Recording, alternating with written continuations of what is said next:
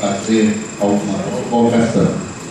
É uma provocação que já foi aqui mencionada, sobretudo quanto à responsabilização na prestação de serviços de qualidade na área pública. Enquanto setor público, e eu tenho experiência em setor público, eu fui técnico de planejamento na Secretaria de Planejamento do Estado por muitos anos. O que sabemos é que nós, enquanto setor público, somos muito morosos. O senador Cícero, ainda há pouco, chamava atenção para um consórcio do qual ele foi seu primeiro presidente na interligação das ações nesta área metropolitana. E quando ele lembra isto, vem a caracterização da morosidade no próprio conduzir desse órgão. Porque, depois de tanto tempo, senador, nós reouvimos falar do consórcio metropolitano.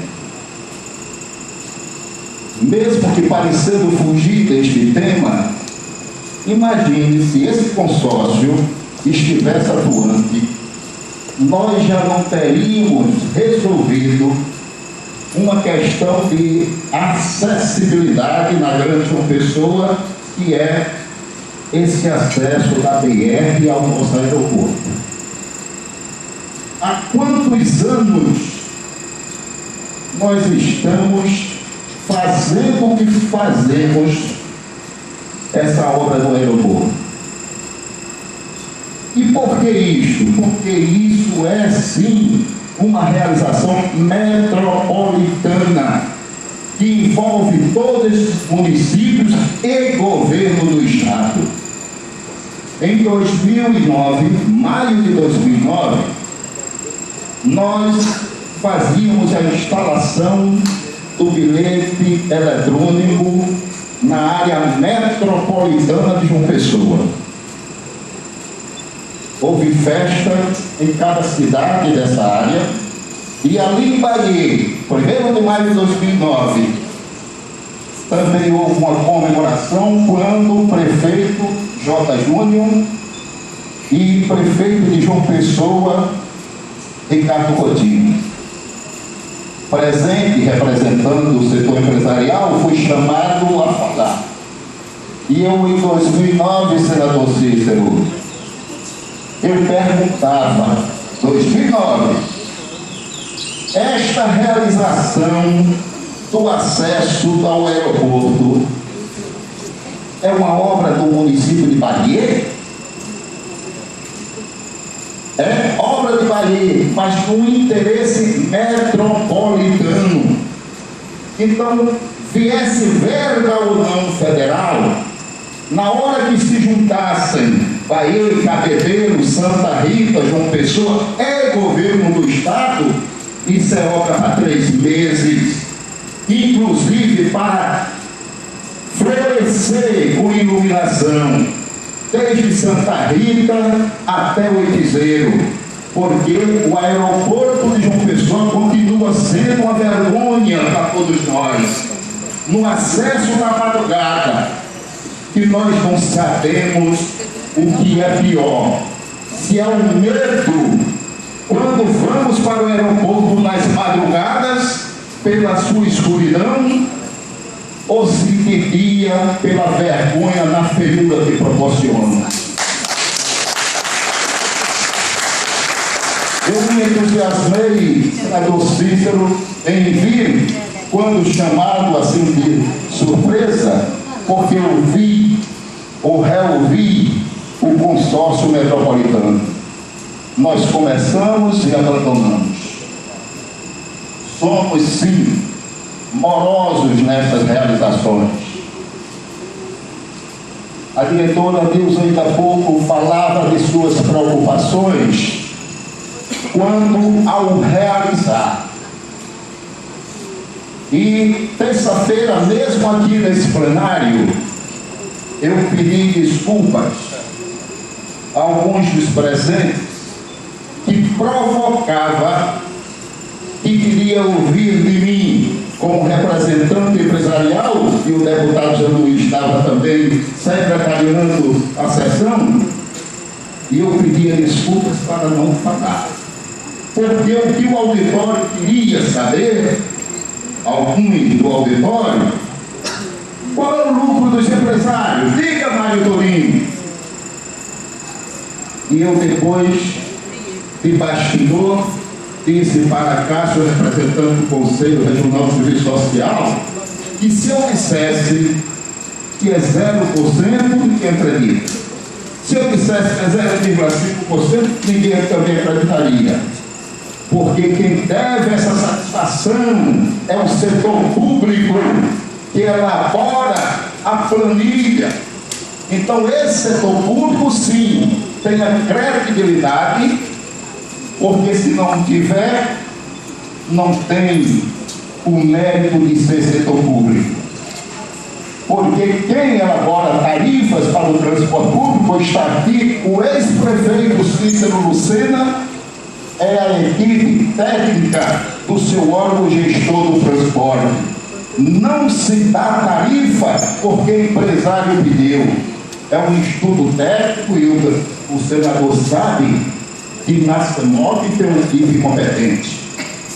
A época é Cetrans.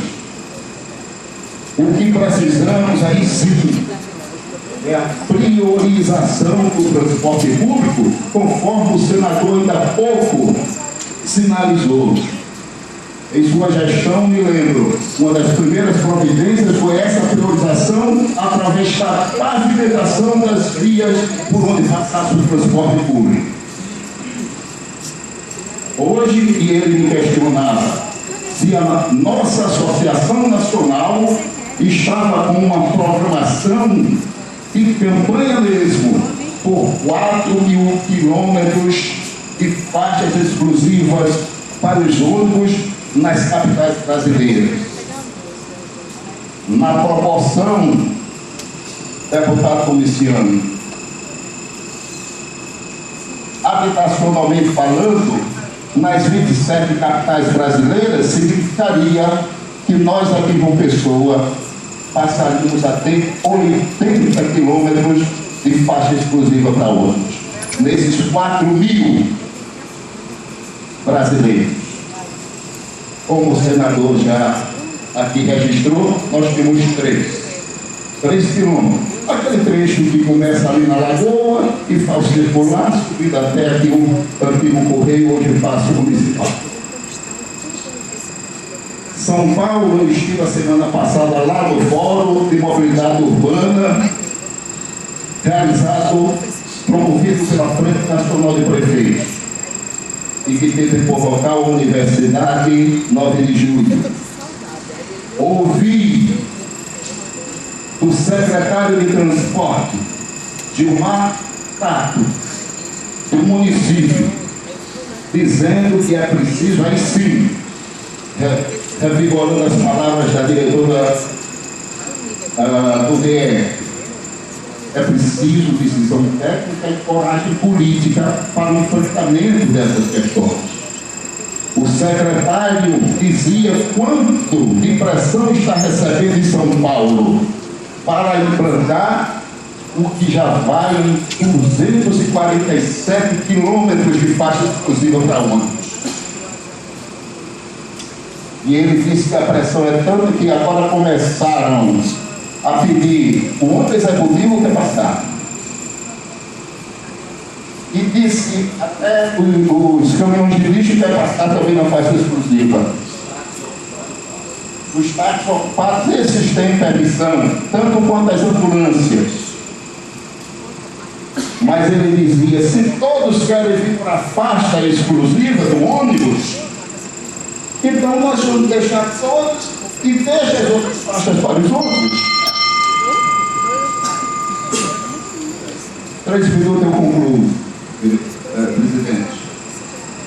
Então nós precisamos ter essa consciência porque no elenco das reclamações do usuário do transporte coletivo, a maior delas é o atraso na viagem de ônibus. Só que os ônibus estão misturados aos demais veículos. Se eu entro, qualquer de nós entra na Epitácio Pessoa às 18 horas, passamos da Praça da Independência até a Rui Carneiro, pelo menos 25, 30 minutos. O ônibus só tem que estar ali no meio. Portanto, aquela viagem prevista para 55 minutos, ou 1 hora, ou 1 hora e 5, metade do tempo já foi consumido na Epitácio Pessoa. De qual forma que os ônibus, o prefeito Cícero, o ex-prefeito Cícero sabe disso. No seu tempo nós tínhamos cada ônibus realizando 10 viagens dia. Hoje, para realizar 8 viagens dia é um complicador. Mas o tempo esgotou, outra oportunidade nós conversamos